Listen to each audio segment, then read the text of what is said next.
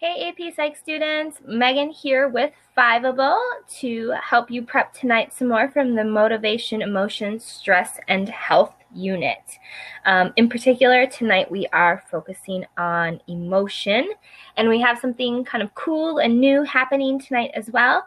From now on, at the end of every live session, I'm going to go to a live Kahoot game as well, so you'll get some practice review in on multiple choice questions. So stick around, make sure you stay till the end because we will have a 12-question Kahoot to also review with. So that's another little extra perk for being here tonight, getting to do that review with us. So other upcoming reviews, just to kind of put on your calendar. Next week, we're finishing up Motivation and Emotion, which is going to specifically be the kind of like stress stuff, stress and health part of the unit. It's just a couple of slides, so it won't take super long. And then we're going to cover a practice FRQ. So next week we'll do stress and health, practice FRQ, and some more Kahoot review. So we'll get lots of review next week for this unit. And then we're going to move into the personality unit and spend a couple weeks over there. So hopefully you guys are registered, and I'll see you there next week. But again, the focus of this unit, it's 8 to 10% of the AP exam, which is why we're spending a good chunk of time on it. And basically, it's just understanding why humans act the way they do, why we feel the way that we do, and how those sorts of things impact our lives. So moving into content, basically, we're going to talk about emotion to start with. From there, we're going to then talk about the specific different theories that go into emotion. There's a few different theories that try and explain why or how we feel things. And then we're going to talk a little bit about happiness, a little bit about sadness, and a little bit about anger and fear. So we'll just hit a couple of the basic emotions as we go. So first and foremost, what's an emotion? Like, how do I define that? And so emotions, according to AP Psych, are a mix of physiological arousal. So that's like the things happening inside my body. So like your heart skipping a beat or beating fast when you're nervous, your pupils dilating, you get sweaty palms, things like that. Those are physiological things. Our expressive behaviors, if you lose your kid in the mall, you're walking around quickly, looking around, you look panicked, you might be shouting for help or frowning, things like that. The kind of outward expression of the emotion, like by the look on your face, the smile, the frown, whatever, those are expressive behaviors. And then the third part of emotion is what's happening like in our thought process, the conscious experience. So again, where is my child? Or if you're really happy about something, you're thinking about a happy memory. So there's really three parts basically to experience emotion: the consciousness, the physiological nature, and then the outward expression of that emotion. So those three things go together. And so what we're trying to figure out in this section, and what psychologists are trying to figure out, is what comes first. Does my body respond and then I feel the emotion, or do I feel the emotion and then my body responds accordingly? And then how does that interact with how I feel, my thoughts and my feelings and my body processes? How do all of those things go together? And so each person's theory is a little bit different in how they approach this idea. So the first theory is James-Lange. And so James-Lange says that we first experience a physiological response and then we experience emotion. So if you look at the picture here at the bottom, there's a scary bear roaring at us. So then what happens, there's the stimuli. My heart starts pounding. I might start shaking or sweating and run away. Those are all physiological type responses. And then because of those things, I feel the emotion of fear. So basically our experience of emotion is based on our awareness of the physiological responses that are happening. We feel the emotion that our body tells us to feel, according to James-Lange. So when my body starts doing all of those things, I then experience the emotion based on whatever those things are that my body is happening. Imagine your car is sliding down the slick pavement as you're like freaking out. This probably happens a lot. We had a snow day today here. And so as you're trying to regain control, your heart is racing, you feel all those things, and then you feel the fright. As your heart's racing, you maybe are breathing heavy because you're nervous about something. So it's the physiological first, and then the emotion. So that's James-Lange. That seems pretty simple and straightforward. It's going to get a little more complicated. After James-Lange, there's the Cannon-Bard theory. And so the Cannon-Bard theory says that James-Lange is wrong, so they disagree with each other.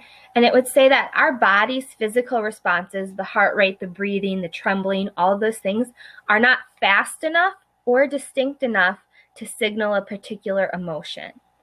So Cannon-Bard feels like those things happen too slowly for us to be able to then have that happening first.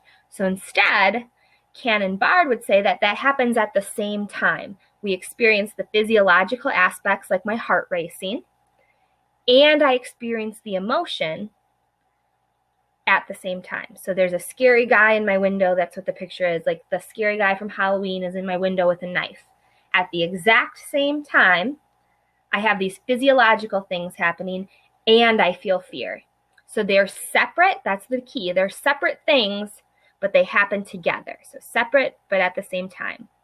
And so some support that they have for this theory, thalamus, which is where like a lot of our sensory input comes from, routes the information, like the visual or the whatever information, to the cortices, so like the complex parts of our brain that deal with things like emotion, and the autonomic nervous system. And so that happens simultaneously, right? The thalamus doesn't route it to one first and then something else second. The thalamus routes the information simultaneously. So Cannon-Bard says physical, emotion together, same time, separate processes, but at the same time. All right. The third theory adds another layer into the fold here. So the two-factor theory, it's usually called the two-factor theory, but I would also write down Schachter-Singer because it's also sometimes called the Schachter-Singer theory or the Schachter-Singer two-factor theory. So make sure you can use all of those terms interchangeably. It says that there's two things that happen before we feel the emotion. So they would say we feel the physiological process, and we have to have cognition so that there's thinking that goes into it. And then we feel the emotion. So they sort of agree with James-Lange. So James-Lange two-factor kind of go together. Cannon-Bard is its own separate theory. So according to Schachter-Singer, let's go back to our bear example. The scary bear is running at you. It's very scary. So what happens is your heart's pounding, you're trembling, you're sweating, you want to run away. And at the same time, consciously your brain says, well, geez, that's scary. There's a bear coming at me. You put those two things together, which leads you to feel the emotion of fear. So basically, the way that this differs from James-Lange is you're adding in the consciousness aspect. So the physiological and the consciousness go together. And the big thing here is that it kind of makes sense. This one makes the most sense to me, I think, because anger and love physiologically might feel very similar. If you're sitting in traffic and you're angry, your heart might be racing, right? When you get really worked up and really angry, your heart starts racing. But when your crush walks by, your heart also might start racing. And so how do I know that one of those is anger and one of those is love? How do I differentiate? It's the same physiological response. Well, there has to be a layer of consciousness there. So the consciousness is what allows us to distinguish the different physiological responses from one thing to the other, if that makes sense. So I kind of like the two-factor theory. To me, that one seems to make a lot of sense based on just the other ones that we're talking about. So we will have some practice questions that kind of deal with all three of these. I think the trickiest part is just getting down, I would almost write it out like a addition problem, like how it's written here, so that you can see, do they happen together? Do they happen separately? Just because sometimes that's tricky to remember which comes first in the theories. So this graphic, you can Google this online. I've also attached it into the resource tab here. I kind of like this because it lays out the three theories as a comparison. So just as review, let's see, a car is coming at you in traffic. James-Lange would say we would feel the physiological and then the emotion. Cannon-Bard would say we would feel the physiological plus the emotion together.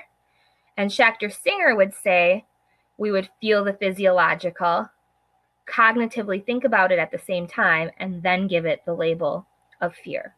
So all of them have the physiological aspect. It's the kind of the extra stuff that differs. So print this out, study this graphic. It's in the resources tab. So use that if necessary, but I think it's a good way to visualize the three different theories put together. So those are the three main theories. There's a couple of like lesser or different ones that we're also going to talk about here.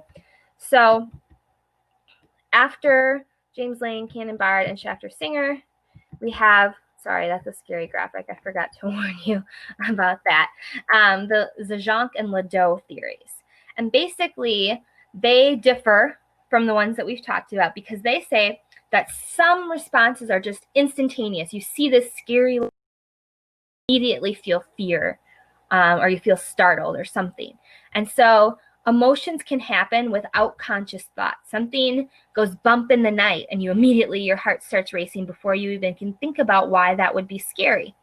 And so according to these theorists, our feelings actually can hijack our thinking. So the feeling can come first and then make us interpret situations differently. So if I'm feeling fear, I might interpret that guy walking down the street as a scary figure. If I'm feeling optimistic or happy, then maybe that same person isn't so scary. So my feelings are actually hijacking how I think or feel about a situation. So these are going to be a little bit different. So the feelings come first and then the thinking comes second. And so this deals more so with like really basic emotions like fear, anger, kind of just like root emotions, not anything more complex than that. But we'll look at an example then of how these would process. So Lazarus is, on the other hand, kind of taking the Zajonc and LeDoux theories and refining them a little bit. So he would also agree that we process info below our consciousness. So again, we're not necessarily thinking about something, we feel it first. However, he would say that even if it's below our conscious awareness, there is still some cognition happening, because how would we know what we're reacting to if we didn't in some way process it? So yes, the scary guy walking down the street might make me feel fear almost instantaneously, but there is some sort of processing still happening there for me to recognize that that is something that's fearful. It may not be conscious, it may be kind of below my awareness, but I'm still processing it in some way. So he's adding in that there is still some unconscious processing that happens. And so it may be effortless, we may not be aware of it, but it still counts as a mental function. And so Lazarus refines this theory by saying emotions arise when we think about an event as harmless or dangerous, whether we actually know it or not. So both of these deal more with instantaneous feelings of emotion and less with the cognitive factors that go into some of the, like the James-Lange and the Cannon-Bard theories of emotion. And so this graphic here, I believe I also shared this in the resources tab, shows the difference between Lazarus and Zajonc-LeDoux theory. So the woman on the left is the Lazarus theory, the woman on the right is the Zajonc-LeDoux theories. But basically, the Lazarus theory would say that complex emotions, things like hate or love, require some sort of conscious processing. So they would say that there is some sort of stimulus that's input, it goes into our sensory information, and then we think about it in our prefrontal cortex, and then our amygdala, which is responsible for part of our emotion, would give us our response. Other emotions, just like a simple like or dislike or fear, might immediately go from the thalamus to the amygdala to the response, which would be more like the Zajonc-LeDoux theories. So if it's something more complicated that involves more of a thought process, Lazarus is probably the way to approach it. If it's just a simple, immediate gut reaction, it would be more of the Zajonc or LeDoux theories of emotion. So they both get routed through the amygdala, but one of them involves that kind of prefrontal cortex, that like higher level thought processes.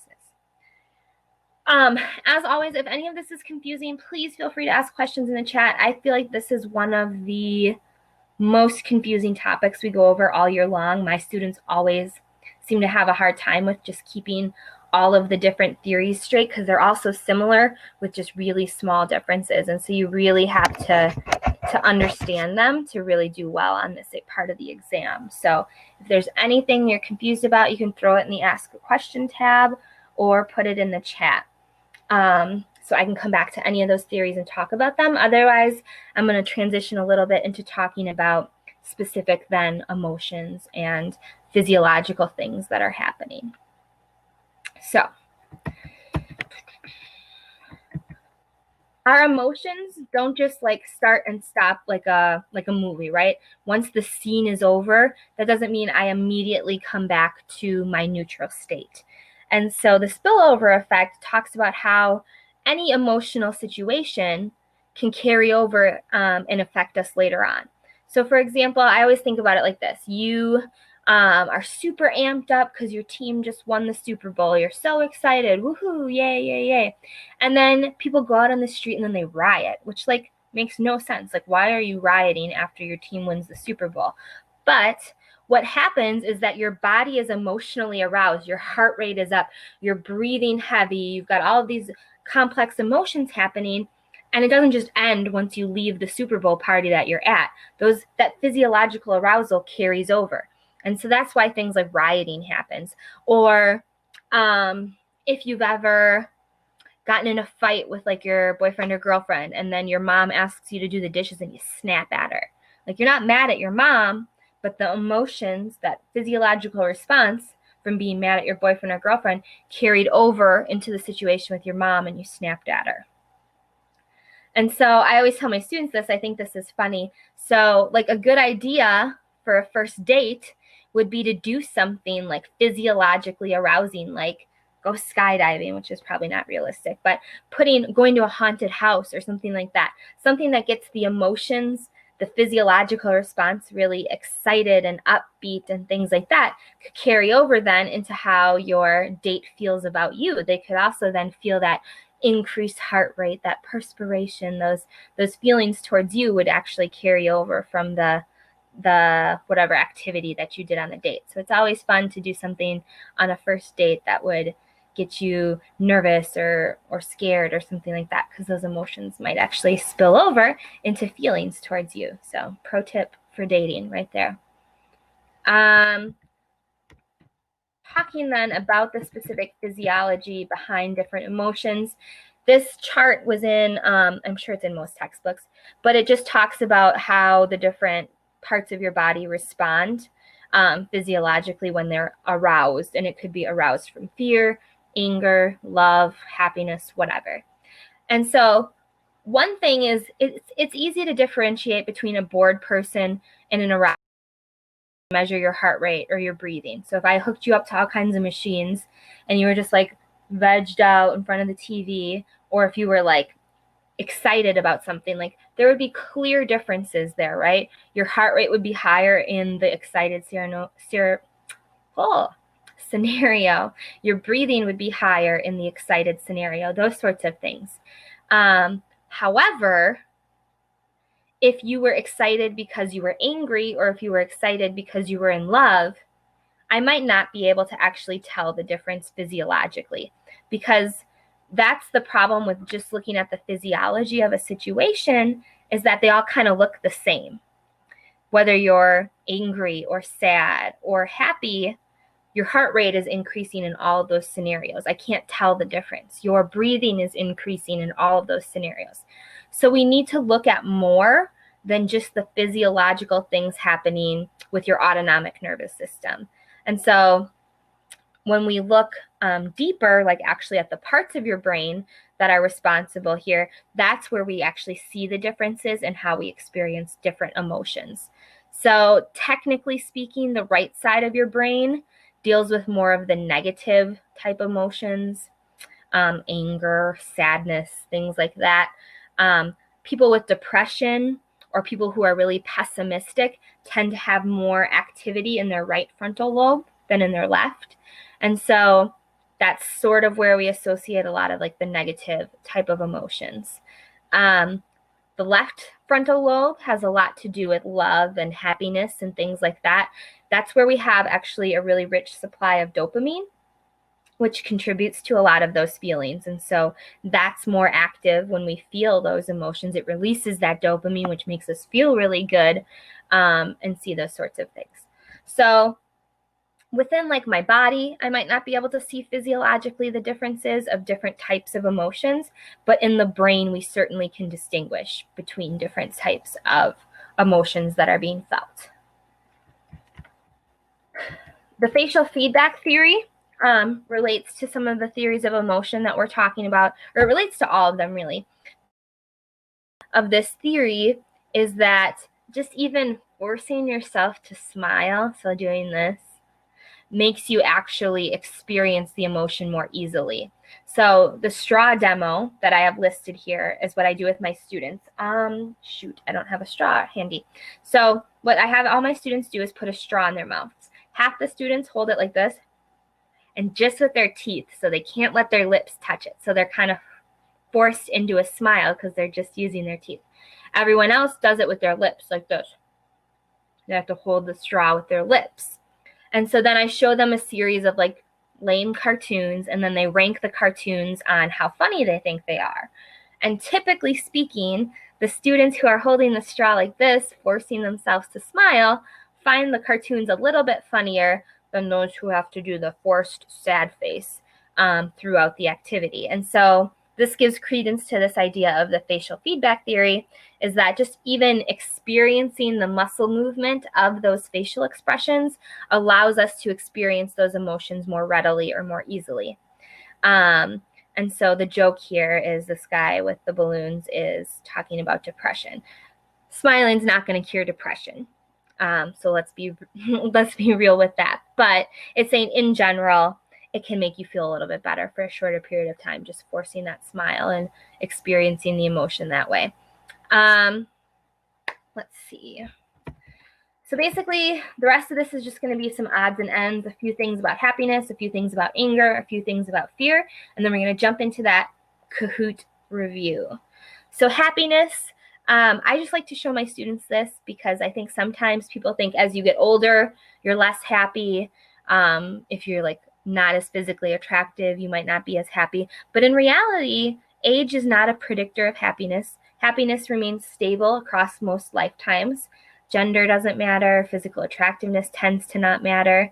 Things that do matter for happiness is sleeping well. So it's really important. I know like you probably hear that a lot, but sleeping well for intelligence, for happiness, things like that really matter. Exercising, being outgoing, being agreeable, having positive relationships, all of those are good predictors of whether or not we see happiness in life.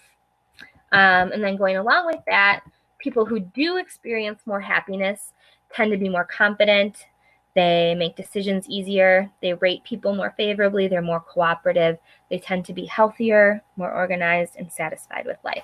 So just a little plug for you to try and find different ways each day to kind of make yourself feel that happiness. I think a big part of AP Psych is part of this like mental health for teenagers, because I know how stressed you guys are. So anytime I can get the chance to kind of throw that in there for you guys to kind of take care of your mental health as well, I think that's super important to do. There's also this phenomenon called the feel good, do good phenomenon. It's pretty straightforward, but what it says is that we tend to be more helpful when we're in a good mood. And I've thought about this personally. I think about this a lot. If I'm on my way to work and I'm in a bad mood, I don't let cars merge in front of me on the highway because I'm crabby and I'm like, no, I'm not going to let you merge and rah, rah, rah, rah, rah. And I'm crabby and grumpy and not a nice person. But if I'm in a good mood, I'm like, oh yeah, move, come on in. And I let people merge and I'm all happy and waving and whatever. And so this phenomenon says that if we tend to do good things, or if we're in a good mood, we tend to do nicer things for people. And then what happens is we do that nice thing, it makes us feel good. Then we're going to do another nice thing and another nice thing. And so it's a really great thing to kind of think about, that just doing something nice for someone can kind of put you into a good mood. And then you might want, start this cycle of doing nice things and feeling good about yourself and just kind of being a nice person. The reverse is also true. If you're in a really bad mood and you're in a funk and you can't get out of it, do something nice for someone. It'll make you feel better. And then again, kind of that feel good, do good idea. And so at my school, we actually have to practice service learning hours. I don't know if that's really common for other places, but to graduate, all students have to complete 40 hours of like community service. And so this relates to this like psychological phenomenon of like doing good in the community, feeling good about yourself, becoming like a better, more enriched person. So the last thing kind of related to happiness is this idea of adaptation-level phenomenon. What this says is that happiness is relative in any experience really to our own. And so basically what this means, and sometimes this is confusing, is that let's say you win the lottery. And the day that you win the lottery, you're like, oh my God, I'm so happy I'm a millionaire, and you're freaking out. And you're going to be in a really good mood for a while, right? Because you just won the lottery, your whole life's changed. But that doesn't mean then that the rest of your life you feel like you're at this like peak of happiness, like every day is amazing and awesome.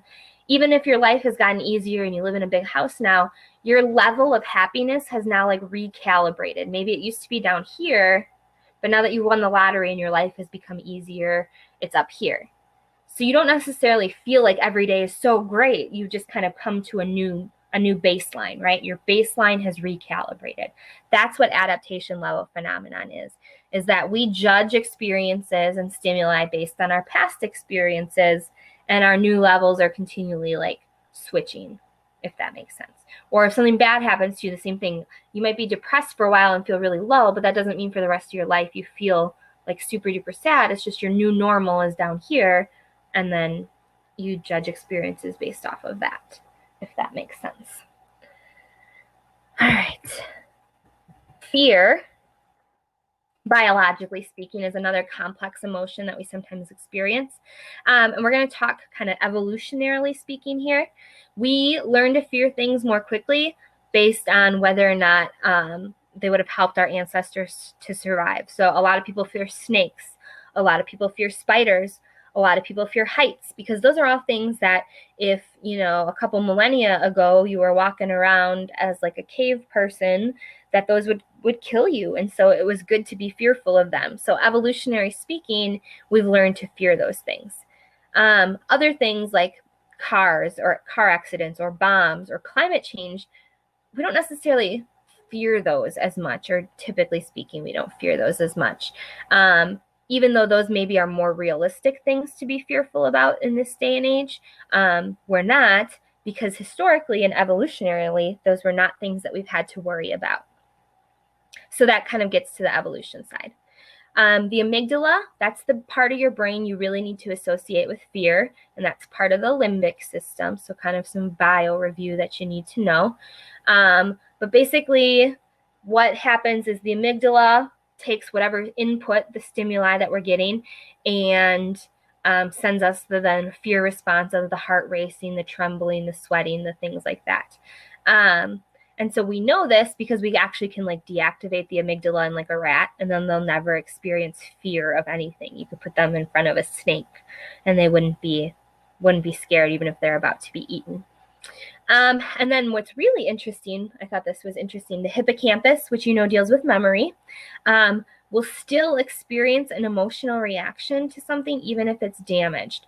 So like even if I've lost my memory, but I've had a really strong fearful experience with a snake, I might not remember the event, but implicitly I might that fearful response because of that strong association with fear in that. So that's really interesting. So even without the hippocampus, you might experience that. All right, anger. This is our last emotion that we're going to talk about. So imagine you're at a party with your friends. Your best friend tells you that they saw your boyfriend making out with a girl from your rival high school. Yes or no? Is it best for you to immediately vent your anger or rage by like yelling at them or throwing a drink in their face or hitting someone? Or is it better to wait? And so I think most of us would think, yeah, let's get the anger out. There's this thing called the anger catharsis hypothesis. That's a mouthful. Anger catharsis hypothesis. And basically the idea is that if you get all your anger and all of your emotion out, you will feel better afterwards. This is actually not true at all. Research has shown that yes, temporarily you might like release that emotion, but in reality, it doesn't help you recover any more quickly, and it can be more damaging because if you really blow up in your anger, problems with like long-term consequences. So you could escalate a small conflict into a larger one.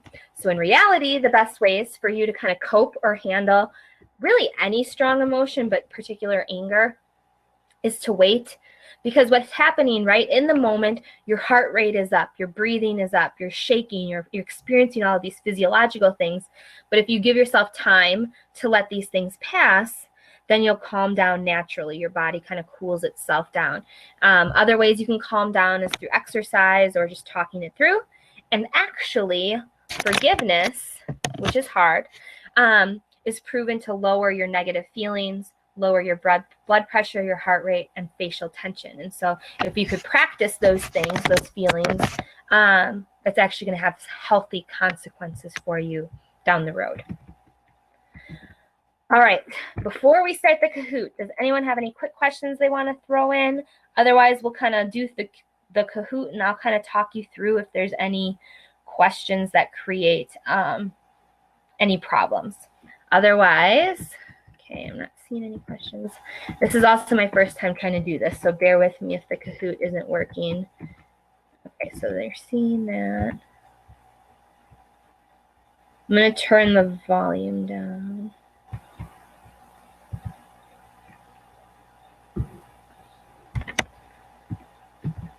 All right, so I think you guys can see the screen, correct? And also, can you still hear me? Because I muted my volume so that the annoying Kahoot music wasn't playing. And I just want to make sure that the volume is still there. So I'll give you guys a minute to get in. Thank you, Mackenzie. To the Kahoot, you can just make anonymous names. Just be appropriate with them. But I'll give you guys a second to get in, and then we can do the review that way. And so I think we'll do this every week then, so there's just some practice.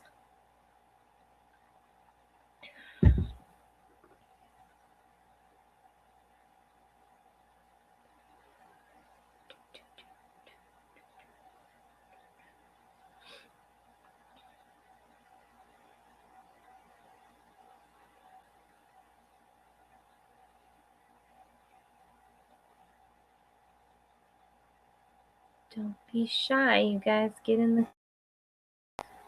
Give you a couple more minutes. If people aren't going in, I'll still at least play through the Kahoot just so you guys can see the questions. But it would probably be better if you guys were in there. I'm not sure you can play a Kahoot with nobody registered.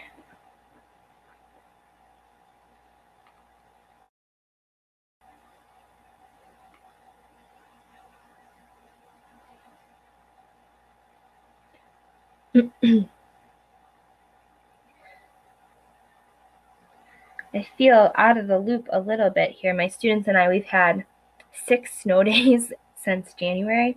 So we have not been in school at all. So I'm like out of the swing of things. We're like way behind in psych stuff. All right, looks like we've got one person in the Kahoot. Anybody else coming in? Otherwise, I am going to start the review. There we go. Kenzie's in.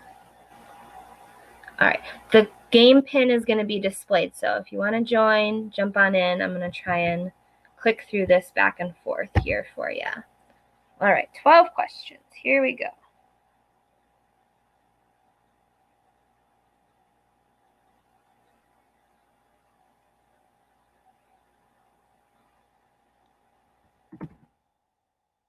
What is the first step in theory of emotion? And just take a guess. If you're not sure, we're just reviewing here. We're going to talk through them.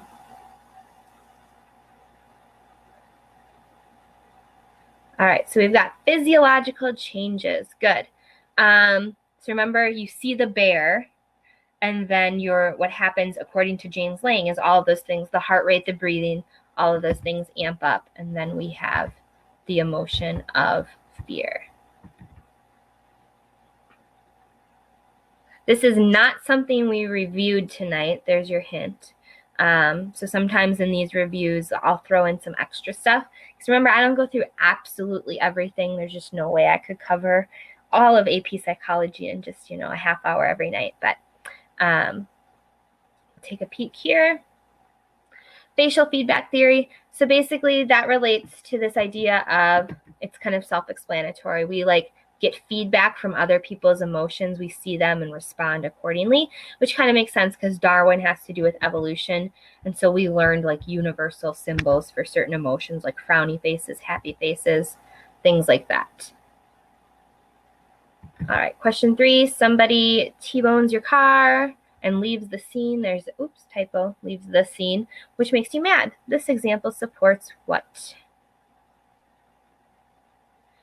All right, that is the Schachter-Singer theory of emotion, because you have the incident that happens and you've got the thinking behind it and the experience of emotion, which makes you feel a certain way, like in this case, anger.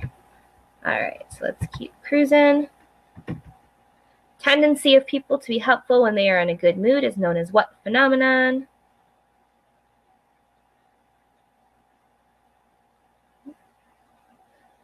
Yep, good. Feel good, do good phenomenon. We feel good, we do good, and therefore the cycle continues.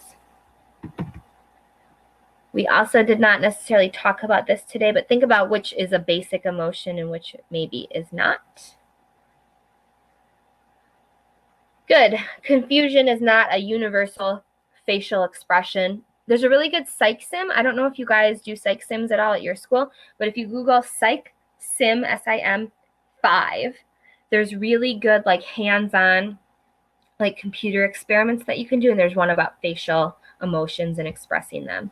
So that would be something you could check out if you wanted to know more about how our facial expressions relate to our emotions.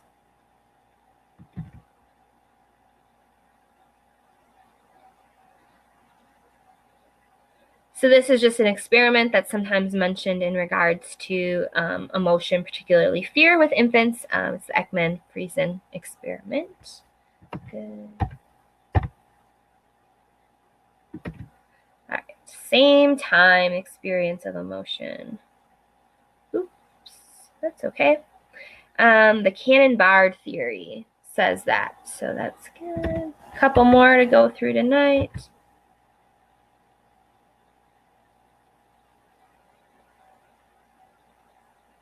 So the limbic system, that's our emotional center. And then within the limbic system, this is important, there's the amygdala and other parts that deal with specific emotions. So, but the limbic system houses, in general, the emotional centers of our brain. So we didn't specifically talk about sadness tonight, but yep, good. The hypothalamus is the part of our brain that deals particularly with sadness. And then 3 more.